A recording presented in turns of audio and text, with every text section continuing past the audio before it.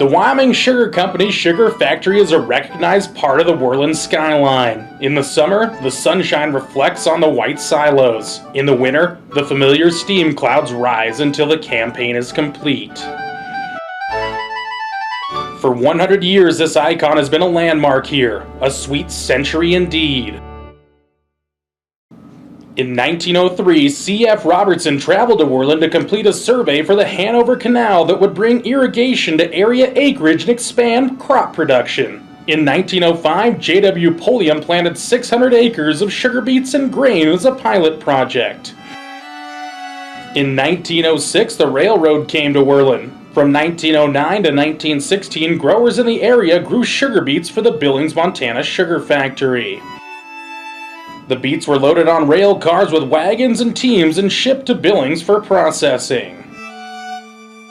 In 1916, the Wyoming Sugar Company of Ogden, Utah announced plans to construct a beet sugar factory in Worland. In 1917, Wyoming Sugar was born. The factory was built and processing began locally. Housing was also built for those working in the plant. The housing project was affectionately called Sugar Row. 4,000 acres were contracted and the $1 million factory was completed in 1 year to process the first crop in 1917. In these early days, planting, thinning, weeding, and harvesting sugar beets was very labor intensive. Usually the whole family had to be involved to get the job done. In 1925, Holly Sugar Corporation acquired the Worland factory, and in 1988, Holly Sugar was acquired by Imperial Sugar. After some rough years in the bankruptcy of Imperial Sugar in 2001, local investors comprised of growers, local businesses, employees, and citizens purchased the Worland factory from Imperial Sugar in 2002. And by 2009, all non-grower investors have been bought out of the company, receiving their initial investment plus a return, and the company became 100% grower-owned. Presently, Wyoming Sugar Company has 38 shareholders, making up nearly 60 family farming groups that grow 11,000 acres of sugar beets that produce just under 1,100,000 bags of pure white crystallized sugar for human consumption and enjoyment.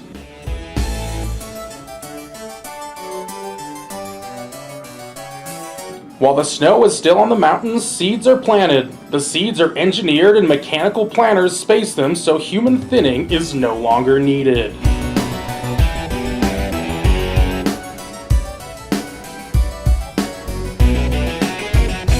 During the warm days and cool nights of the summer, the crop is irrigated and the beetroot grows.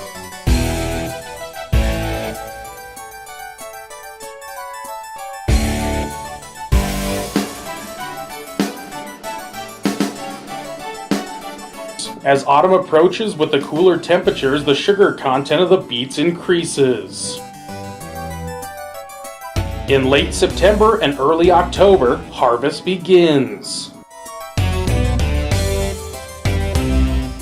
The beets are defoliated or topped with rotating paddles set to take the leaves and a small portion of the root so the beet can be dug out of the ground.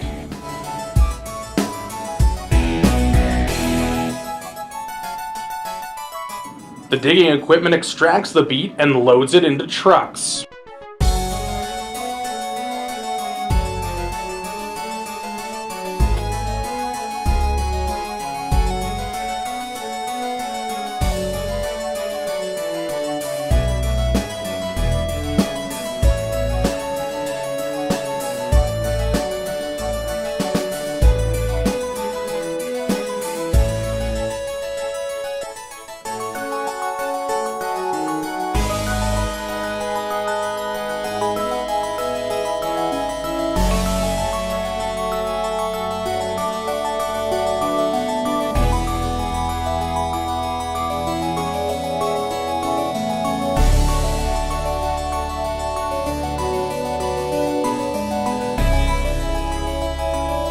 Beet diggers have evolved from rudimentary single-row diggers to 3-row, and now 6-row, and even 12-row diggers.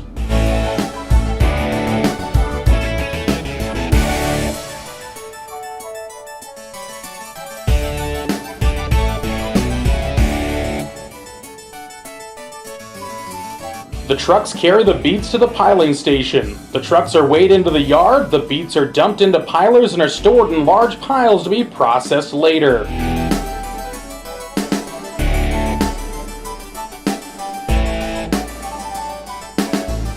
The tare or dirt and small beet pieces are put back into the truck. The truck is weighed out of the receiving facility and hauled back to the farm.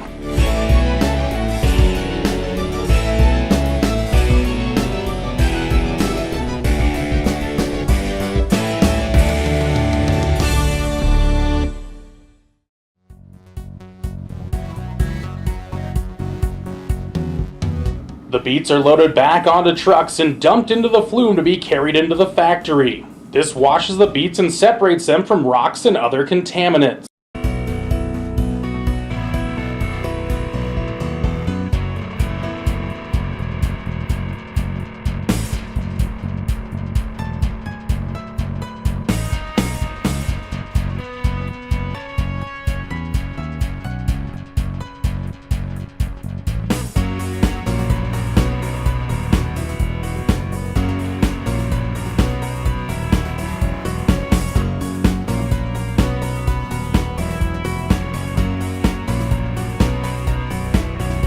They are washed again and are conveyed into the slicers. These slice the beets into cassettes or noodles.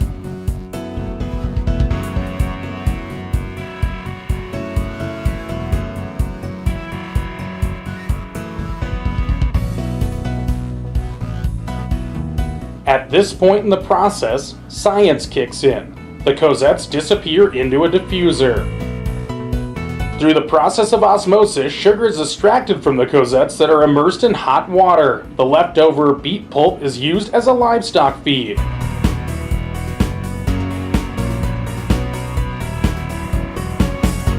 The water and sugar juice are saved, and this solution is called raw juice.